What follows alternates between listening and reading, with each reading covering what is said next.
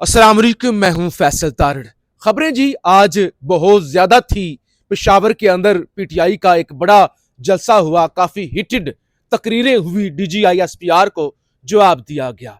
फिर अताउल्लाह तारड़ की जानब से एक डील सामने आई कि अगर तो पीटीआई वाले इमरान खान को छोड़ दें तो फिर उनसे बात हो सकती है। साथ ही उन्होंने ये भी कह दिया कि अडयाला से अब किसी को भी आगे नहीं जाने दिया जाएगा, नाकों पर ही रोक लिया जाएगा और इमरान खान की बहनों की गिरफ्तारी भी खारिज अमकान नहीं, यानी उनको भी अब धर लिया जाएगा, उनको भी गिरफ्तार कर लिया जाएगा।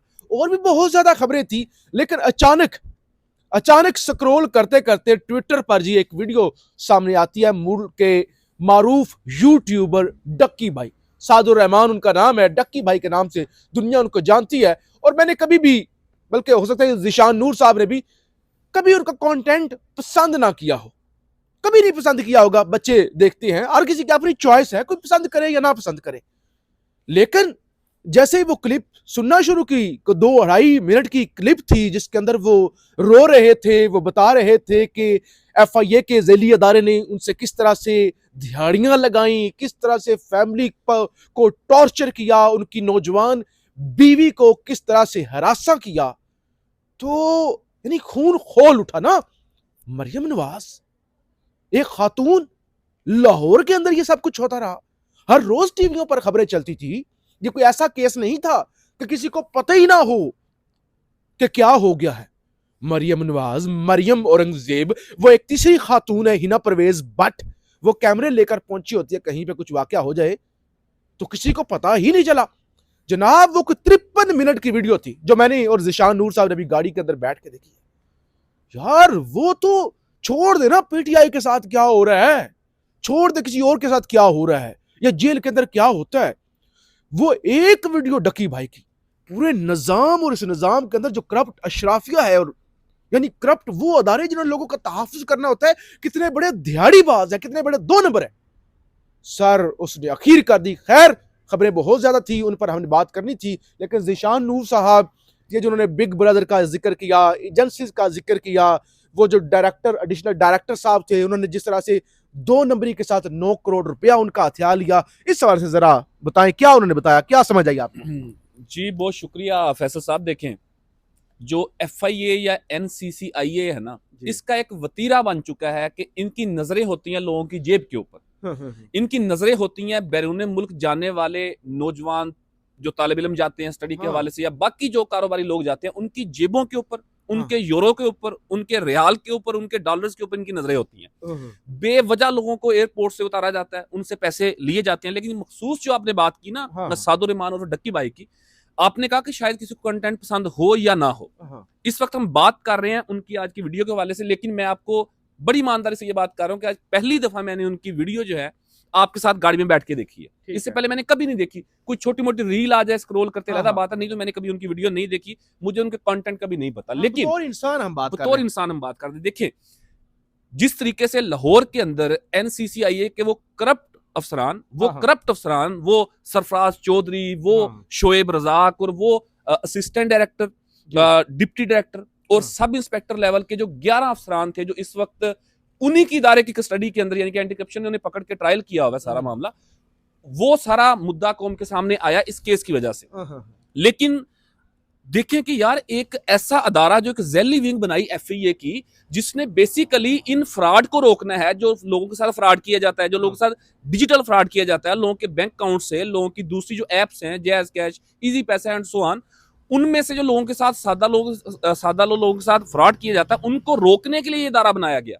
लेकिन इनका पहला काम ही ये होता है, इन बेशर्मों का, इन बेगैरतों का, इन घटिया लोगों का, मैं ये लफ्ज इसलिए इस्तेमाल कर रहा हूं कि ये सरकारी मुलाजमीन है, इनको तनख्वाहें जाती हैं आपके, मेरे, हमारे टैक्स के पैसों से। ये बेशर्म लोग हैं कि ये केस करते हैं जाली, उसके बाद फिर उनसे रिश्वत के तौर के ऊपर पैसे वसूल करते हैं। आपने वो तमाम मुख्तसर इंट्रो के अंदर रूरा बता दी, वो लंबी एक कहानी है। 4 चीजें नाज़रीन जिन्होंने नई वीडियो देखी उनको बताएं ना, वो जो बता रहे थे कि उन्होंने तशद्दुद किया, चपेड़े मारी, बच्चे को कॉल पे लिया। अब अंदाजा करें कि सरफराज चौधरी साहब जो है ना, ये एक ना ब्लास्फेमी गैंग भी पाकिस्तान के अंदर मुनज़्ज़म है ना, ये उनका बहुत बड़ा सूलतकार है। ये कुछ 6-8 महीने पहले लाहौर हाई कोर्ट बार के अंदर मसरूफ चले गए, ये सरफराज चौधरी साहब। और भाई आप कौन है? आप कोई लीगल एडवाइजर है, हाँ, आप कोई कानून के ऊपर गिरफ्त रखते हैं, आप एक डिप्टी डायरेक्टर है एनसीसीआईए के, ठीक है। हाँ, आपका जो काम है, जो मनसब है, आप वो पूरा करें। ये चले जाते हैं लाहौर हाई कोर्ट, वकला की बार की एक तकरीब थी, उसके अंदर चले जाते हैं। हाँ, वहां पर जाके ये कहते हैं उनको कि आप ये जो ब्लास्फेमी गैंग के अंदर लोग पकड़े जाते हैं, हाँ, इनके आप केस ना लिया करें, ठीक है। इनके आप केस ना लिया करें। अगर किसी का ज्यादा वो हमदर्दी वाला जज्बा जागे तो आप मेरे पास दफ्तर तशरीफ ले आए, मैं आपको उनके कारनामे दिखाऊंगा। ओ भाई, हु आर यू? हाँ, कौन हो आप कि आप ये बात करो कि आप उसका केस ना लो? फैसल साहब, पाकिस्तान के आइन के अंदर वो डॉक्यूमेंट जो एक सोशल कॉन्ट्रैक्ट है पाकिस्तानी कौम का रियासत के साथ, आईने पाकिस्तान के अंदर ये तय है कि कोई जितना भी इवल हो, हाँ, कोई जितना भी बड़ा गनौना जुर्म कर दे, हाँ, उसको डिफेंस का हक हासिल है। यस, इवन दैट कोई कत्ल भी कर देता है तो उसको डिफेंस का हक हासिल है ना। वो अपना वकील कर सकता है, वो अपना डिफेंस काउंसिल कर सकता है और कोर्ट ऑफ लॉ के सामने पेश होगा। आप एनसीसीआईए के डिप्टी डायरेक्टर हैं, आप कौन है ये कहने वाले कि जी आप वकील ना बने उनके, आप मेरे पास आए, मैं आपको चीजें दिखाऊंगा। मतलब ये उस बंदे की सोच, औकात और उस बंदे की जहनीयत है। और ऐसे लोग मुसल्लत किए गए हैं 17, 18, 19 ग्रेड के ऊपर, हमारे ऊपर, हमारे दारों के ऊपर। तो ये बेसिकली उन्होंने बताया कि वो सारा मामला, और जिस तरीके से उन्होंने कहा कि जी बेसिकली वो नफरत करता होगा ना उसके कंटेंट से, उसकी सारी चीजों से। तो उसने बताया नाजरीन के जब मुझे वहां पर ले गए दफ्तर के अंदर, तो मुझे उन्होंने कहा जी हाथ खड़े कर लें। मैंने हाथ खड़े कर ले, टांगे मेरी बांधी हुई थी। तो उन्होंने वीडियो कॉल की, वीडियो कॉल की, एक हाथ में सिगरेट पकड़ी हुई है, दूसरे हाथ में फोन पकड़ा हुआ है। तो आगे से कोई बच्चा फोन उठाता है, हो सकता है उन्होंने अपने किसी भतीजे को, अपने किसी भांजे को फोन किया हो, 7-8 साल के बच्चे को या बेटे को फोन किया हो, जो उसके वीलॉग सुनता होगा। उसको फोन करके कहता है कि ये देखो ये कौन है। तो बच्चा कहता है कि जी ये तो डकी भाई है। वो कहता है कि जी तुम इसको सुनते हो, इसकी वीडियोस देखते हो? उसने कहा हाँ मैं देखता हूँ। तो कहता उसने थप्पड़ मारा मुझे और कहा कि ये देखो इसका क्या हाल हो गया। आज के बाद इसकी वीडियो देखो, गालियां निकलवाई, उसके गालियां निकलाई। फिर बच्चे को कहता है कि अब दो इससे गालियां, तो बच्चा आगे से उसे गालियां देता है। अच्छा यार देखिए, कोई छोड़ देना ज़िशान नूर साहब, देखो वायलेंस की भी एक हद होती है। छोड़ो, आप डकी के साथ जो भी किया आपने गलत किया ना, आपको उसके साथ आपका एक रवायती तरीका है। हमें पता है पुलिस वाले या ये सारे किस तरह लोगों को डील करते हैं। कल को हमें पकड़ेंगे, हमें भी इसी तरह डील करेंगे, किसी और को भी इसी तरह लोगों को डील करते हैं। यार वो जो 60 साल का बच्चा था जिसको तुमने वीडियो कॉल पे लिया हुआ है और उससे तुम एक शख्स पर तशद्दुद होता हुआ दिखा रहे हो, वो कितने बेशरम। यार ये तो जानवरों से गिरे हुए हैं। छोड़ दे इन सारी बातों को। वो बता रहा है नकी भाई, सादुर रहमान जो नौजवान का नाम है, कि 9 करोड़ रुपया इन्होंने मेरे वॉलेट से ना, वो डिजिटल वॉलेट से वो निकाल लिया। ये मुझे ब्लैकमेल करते रहे, हमारे पास पैसे नहीं थे, हम भीख मांग के, उधार मांग के ले रहे थे कि तुम्हारी बीवी पर भी पर्चा दे देंगे। और कहते हैं मेरी बीवी ने जमानत करा ली। तो उन्होंने कहा कोई मसला नहीं, 5 रुपए का एक पेपर नया लगना है, नया पर्चा दे देंगे। तो इस हद तक घटियापन होता रहा। और मरियम नवाज लाहौर में होता रहा। यार ये अदारों को नहीं पता होता, या मरियम नवाज या ये मरियम औरंगजेब सीनियर वजीर या XYZ जितने भी थे, यानी इनकी कारकर्दगी क्या है? कैपिटल ऑफ पंजाब लाहौर के अंदर, यानी इस मुल्क के अंदर क्या होता है, किस तरह प्रोसिक्यूशन होती है, अजीब तमाशा, डूब के मर जाना चाहिए। खैर, और इस मुख्तसर ऐड कर दे आखिर के ऊपर कि फिर वो वाइंड अप कैसे हुआ, वन लाइनर के कौन, किसने एंट्री की उसके अंदर, किसने सारा खंगाला मामलात को, फिर केस किस तरफ गया। बहरहाल ये तो एक फिल्मों वाली कहानी थी। जो 53-54 मिनट की वीडियो हम देखी है, जो आप भी जाके देख लें, तो एक फिल्मों वाली कहानी थी। वो बताते हैं एक खुफिया एजेंसी, गालबन MI की तरफ उनका इशारा है, उसके एक थे खुफिया ऑफिसर थे, वो सारे कुछ निगरानी कर रहे थे, देख रहे थे, इनसे बार बार वो पूछने आते थे। इनको क्योंकि मारा जाता था अगर ये मीडिया से बात करें या किसी इररिलेवेंट बंदे से बात करें, तो उनसे बातें छुपा रहे थे। तो बाद में उन्होंने बताया तुमसे किसने पैसे लिए हैं, तो वो फैमिली से मिले, फिर एतबार हो गया। तो वो फिर सारे मामले के अंदर इन्वेस्टिगेशन भी पता चला कि 60 लाख लिया है रिश्वत के मद में, 9 करोड़ रुपए निकलवाया है।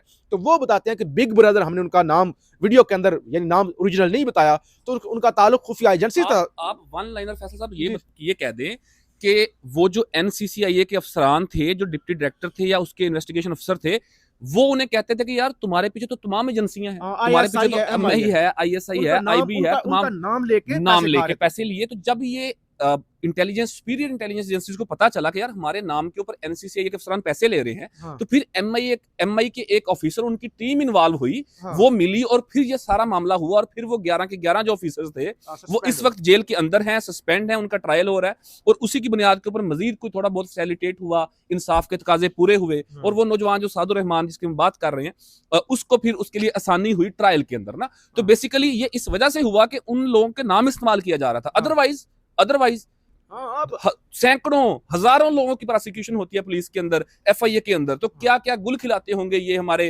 और सर दूर की तो बात ही नहीं है ना। हम अभी कल भी लोग कर रहे थे, कल हम कर रहे थे, वो जज साहब का बेटा 5 दिनों के अंदर सुलह हो गई। तो वो तो कहानियां है जी, वो तो कहानियां है इस मुल्क के अंदर जो तमाशा है। बहरहाल ये तमाशा इस मुल्क के अंदर चलता रहेगा, कब खत्म होगा? अभी तो एक कोई पीटीआई का तो नहीं था ये डक्की, हाँ जी, उसने बताया ना जेल के अंदर कहता है 6-7 फीट का भी नहीं था डेथ सेल, वो जो चक्की जिसको कहते हैं, और जो इतना सा वॉशरूम गंदा सा, तकिया नहीं है, वो बोतल का तकिया बना के सो रहा है। तो ये एक आम जिसका किसी सियासी जमात से ताल्लुक नहीं है, एक एक्टिविस्ट है, उसके साथ इन्फ्लुएंसर है इन्फ्लुएंस, हाँ, उसके साथ ये इस तरह का वो सलूक, यानी अजीबोगरीब कहानी थी जो सबने बहरहाल अब सुनी। तो दूसरी तरफ सियासी मामलात, आज एक बड़ा जलसा हुआ पेशावर के अंदर और अगला जलसा कोहाट के अंदर जो है होने जा रहा है, और इसके बाद खास तौर पे आप जो सूरत हाल डेवलप होगी वो अडियाला जेल के बाहर होगी कि मंगल वाले दिन कहते भाई हम भटकने नहीं देंगे ना, वो अब तो चौकियों पर ही रोक लिया जाएगा और इमरान खान की बहनों को गिरफ्तार भी किया जा सकता है। तो इस हवाले से हम बाद में इंशाल्लाह बात करेंगे। अभी ये एक मामला था और लगा कि यार इस हवाले से बात होनी चाहिए, क्योंकि हम तो किसी ताकतवर की नहीं करते प्रभाव, तो जो लगता है अच्छा वो बोलते हैं। जैसे ये जज साहब के बेटे अबू जर ने 2 बच्चियों को कुचला, तो उस पर भी हमने आवाज़ उठाई। बहुत शुक्रिया ज़ीशान नूर साहब, अपनी राय का इजहार ज़रूर कीजिएगा, फीडबैक ज़रूर दीजिएगा, ये चैनल को ज़रूर सब्सक्राइब करें। पाकिस्तान जिंदाबाद।